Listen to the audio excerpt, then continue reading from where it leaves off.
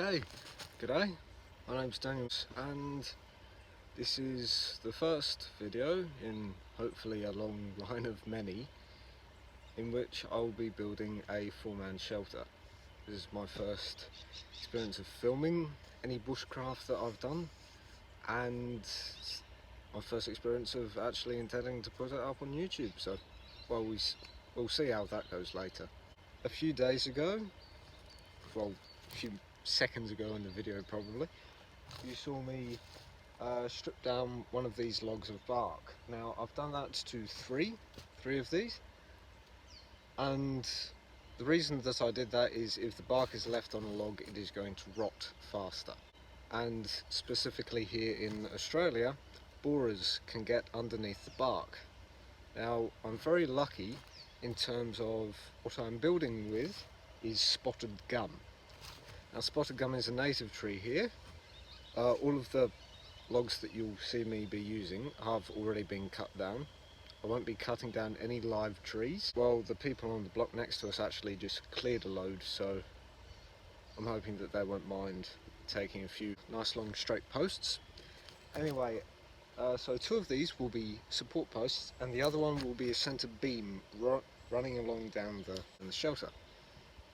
Now this shelter will be made up of three squares. The centre square will be 3 by 3 meters, and there's going to be two end squares which are 2 by 2 meters. Now these two end squares are going to be for the sleeping areas. There's going to be beds, and in the middle is going to be a living area. Now I've pegged out a little area here, and my mind went, oh, 2 plus 3 plus 2, that equals 5, doesn't it? Before you criticise, I know it equals 7. At the time I was having a brain fart. So I've pegged out this 5 by 3 meter area when it should have been 7 by 3. So I'm going to first extend that area, and then I'm going to work on I'm essentially doing mortise and tenor joint. I can't remember which one's the mortise and which one's the tenor, but I'm going to make one of them at the top of the two posts, and then on the 3 meter beam I will drill in a hole using an old hand drill that I've got, widen out the hole, fit it in, so then we'll have a post section like this and I can just stick it into the ground. Now that will be the first in the centre, so we can have a nice angled roof. The roofing material I'm not overly sure with yet. I might go with turf, but that remains to be seen. I hope you enjoy.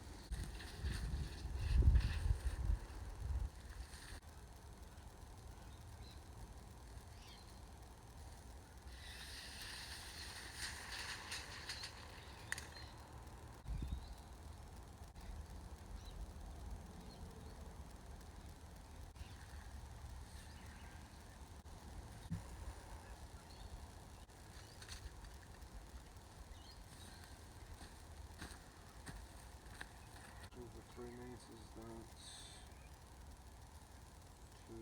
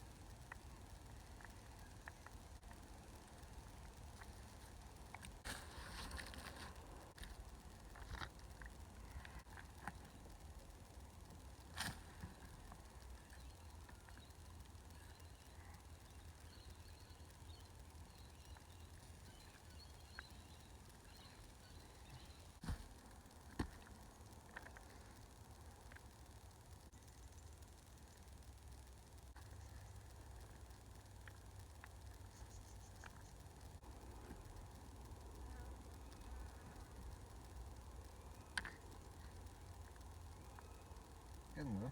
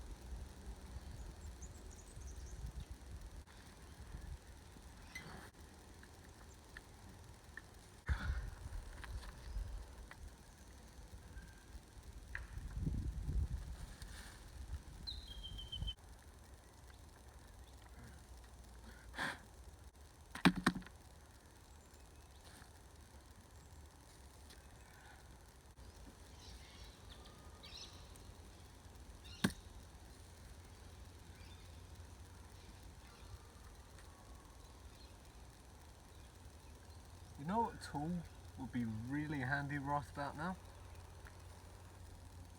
A chisel. But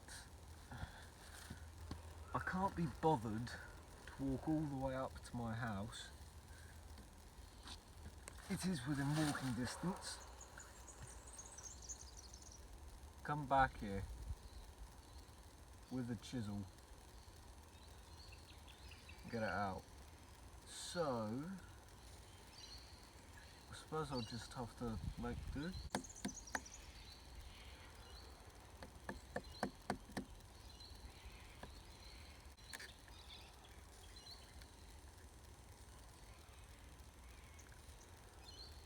That worked a lot better than expected. Don't do this with your knife at home. Specifically, don't do it with a folding knife. This is a Leatherman. It's a Leatherman Signal. These are amazing. Okay, you've got about 1,000 different things that you can do with this. Personally, my favourite is the Open L, the largest one that you can get, the just standard folding one. These are brilliant. Just for the record, I'm not selling these, I'm just pointing out a good tool. Pointing out not such a good tool, a heart hatchet. I mean, it does the job. My other hatchet I'm getting the head replaced on, but this hatchet here, because of the neck, the weight is based not on the head, but a little bit down from it. Yeah, it's based there, which doesn't deliver the most powerful blow. Early on in the video, you saw me holding it up here, which I like to do with hatchets a lot. I like to choke up to do some of the finer work, but it's not as easy on this, mainly also because it's so thin up there.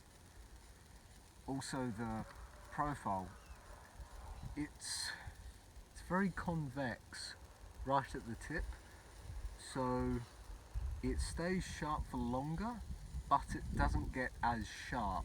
Axe heads, they should be a little bit just to hold the edge, but this is way too much.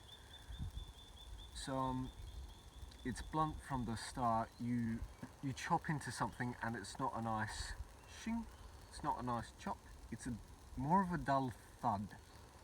You've got, I mean, I was trying before to get it to stick into this. It doesn't. It just won't stick in. If you're looking for something that lasts long and is an alright weight and still does the job, it's an option, but I wouldn't recommend this personally. However, the case does come in very handy. It's got a little belt clip on the back.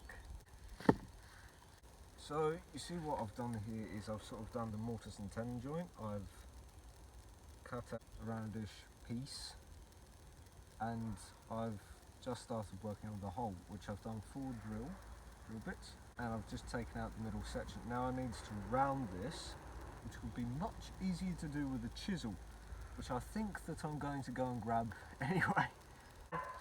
And then I can just do the same thing down the other end. Sorry about the dogs. I can just do the same thing down the other end and have this one slot into that. From there I will have essentially a football goal, and then I can just stick it into the ground. Well, that's the plan anyway.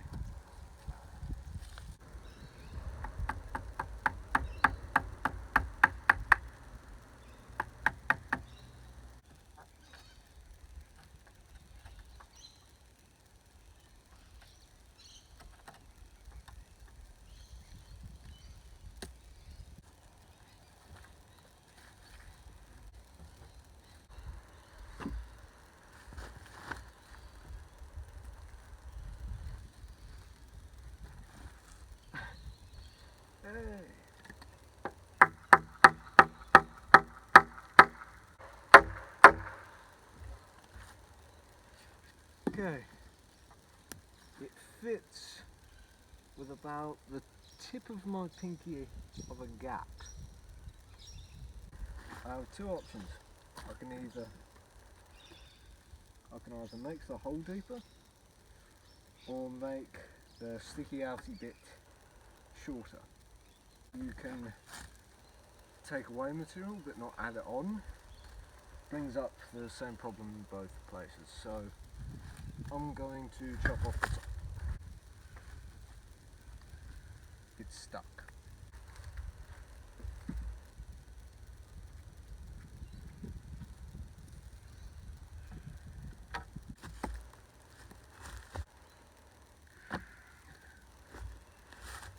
Now I know that a lot of you may be thinking, Daniel, don't shave off the top of this bit because it's going to get to a point where you keep on doing it and then there'll be a gap in there. Which honestly, I'm alright with a gap, because if I put resin in there, it's going to be a bit better-ish. I mean, you still want it to be held together with a little bit of friction, but I'm more worried about getting it so that the 2 pieces sit not quite flush, of course, because one's circular and the other is flat, but I want there to be an heirloom fit, I guess you could say. But the closer these are, the more solid it is. Now I want it to be so that it can support my weight if I hang from the middle. Now of course there is going to be a bend, yes.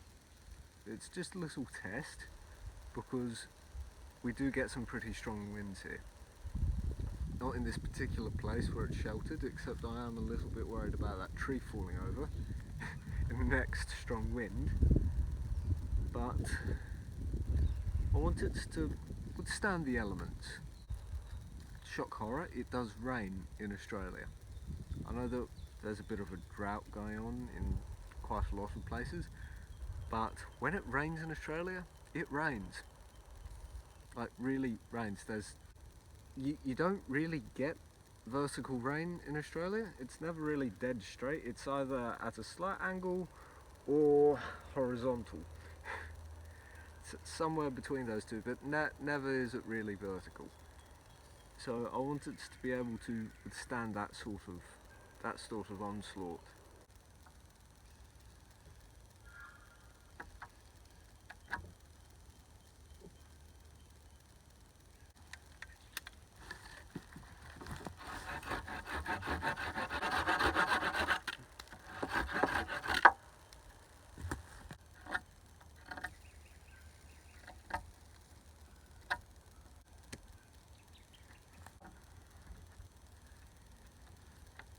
So as you can see here, it could be a better fit, but honestly I'm pretty happy with that because it's rock solid, pretty sturdy, and I reckon it will hold up. Now I just need to drill a hole down the other end so that it's in line with this end. So I'm not sure, but that might be a little more difficult than it sounds. I might actually have to do that when I put the post in the ground. That actually seems like it might work better. And just there, if you look carefully, you can see the string where I've marked out the incorrect measurements of 5x3 meters. But there is where the shack is going to be, the shelter. The center post is going to be about there, goes across and down, so the center square is going to be there with the two little squares on either side. And as I said, I still haven't worked out what we're going to do with the roofing material. I'm pretty sure that I'm going to go with turf. I could go with thatch, but around here I'd have to do the thatch myself, and I'd have to make it out of all of these bits of knife grass. Now, knife grass, if you're familiar with it, or blade grass, I'm not actually sure which one it is not fun. It's called that for a reason. I have multiple cuts on my hands from that stuff, even though I do plan on using it when it comes to the mud walls. Now, I'll talk about that later. So, next time you see me, I will either be measuring that out in order to make it the full length, or I'll be putting the posts in. Either way, I know where the posts are going to be going.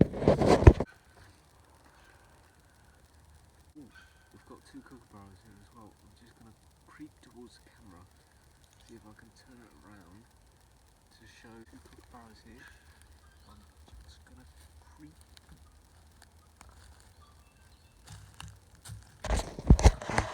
quiet here. There's one of the kookaburras right there in the tree. Oh. No, it's not. It's up there. The horrid camera. Oh, it's gone. And there's another one. There he is, right there.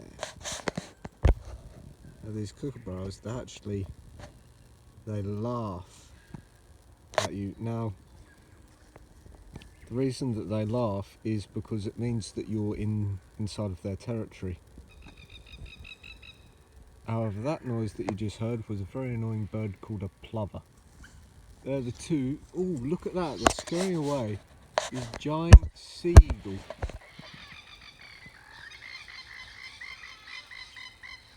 Whoa, hard to have caught that on camera. That is actually the closest I've ever seen a seagull.